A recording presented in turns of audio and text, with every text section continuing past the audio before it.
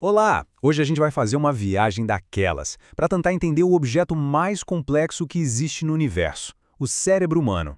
E olha, essa jornada começa lá atrás, há 7.000 anos, com cirurgias bem primitivas e vai nos levar até o código genético que define quem a gente é.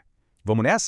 Para começar, que tal essa frase de Hipócrates, o pai da medicina? Pensa só, há mais de 2.000 anos, ele já tinha essa clareza de que o cérebro é a fonte de tudo, tudo mesmo, das nossas maiores alegrias até as tristezas mais profundas. Essa ideia tão antiga já prepara o terreno para o mistério que a gente vai desvendar.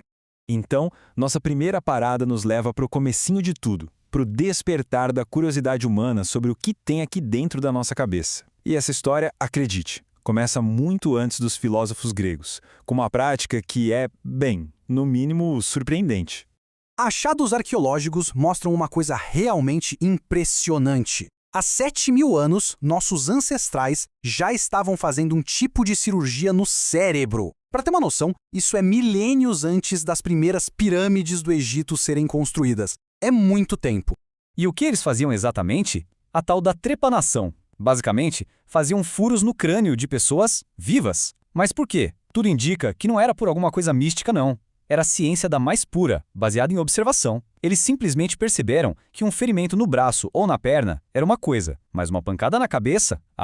Isso era devastador. Eles já tinham sacado que algo muito crucial estava protegido ali dentro. Essa curiosidade inicial foi evoluindo até virar a primeira grande batalha de ideias da neurociência lá na Grécia Antiga.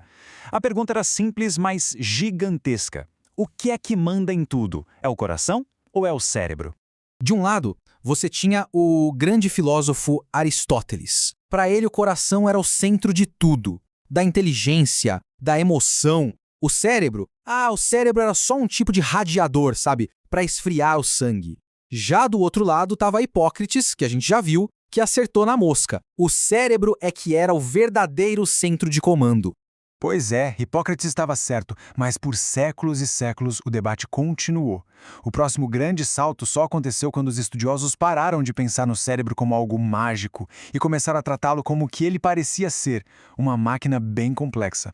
O que eu acho fascinante nesse período é essa mudança de chave. A gente sai da filosofia pura e entra na observação direta. Pessoas como Galeno, que cuidava de gladiadores feridos, e depois Descartes com essa visão toda mecânica, eles começaram a de fato mapear a estrutura do cérebro. As conclusões não eram perfeitas, claro, mas o método era revolucionário. Descartes chegou a detalhar esse processo passo a passo. Ele imaginava o cérebro funcionando tipo um relógio hidráulico, sabe? Com fluidos que corriam pelos nervos para fazer tudo se mexer. Para a época, era uma ideia inacreditável e que dominou o pensamento por muito, muito tempo. Só que essa teoria dos fluidos, por mais engenhosa que fosse, não explicava a complexidade do pensamento humano. Não dava conta de explicar a memória, a criatividade. Para achar a resposta, a ciência precisou dar um zoom, mas um zoom gigantesco.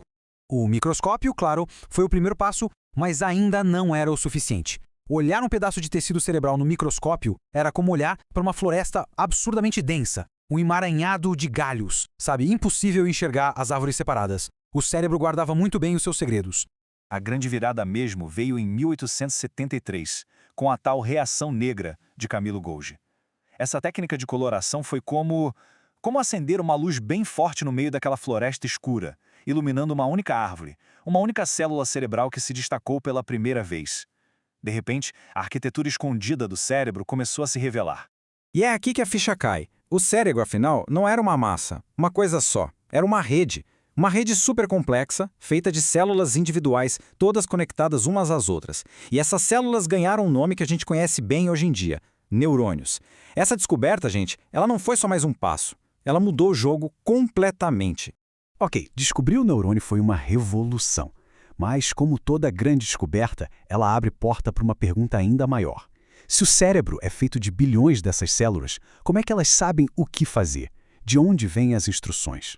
A resposta, como os cientistas foram descobrir, não estava na estrutura da rede em si, mas dentro de cada uma daquelas células. Estava no código-fonte, digamos assim. Um projeto que define não só o nosso corpo, mas a nossa mente. E esse código-fonte é o nosso DNA. Absolutamente tudo que um neurônio faz, desde como ele dispara um sinal elétrico até como ele se conecta a outro, é ditado pelas instruções que estão escritas nesse código genético. O projeto da nossa mente, ele está escrito em nível molecular. É aí que a nossa jornada, que começou lá nos crânios antigos e chegou na genética moderna, ganha uma outra dimensão. Entender esse código genético ajuda a gente a perceber que condições psiquiátricas complexas, como o autismo ou a esquizofrenia, não são falhas de caráter. Elas têm raízes profundas na biologia do cérebro. Às vezes, uma pequena duplicação ou a falta de um pedacinho do DNA pode mudar absolutamente tudo. E assim, essa nossa busca de 7.000 anos para entender o cérebro levou a gente de um objeto físico dentro do crânio até o próprio código da vida. Isso nos deixa com uma última e talvez a mais profunda das questões. Se tudo, das nossas alegrias aos nossos maiores desafios, está de alguma forma escrito na nossa biologia, onde é que a máquina termina e onde é que o eu começa? Fica aí para a gente pensar.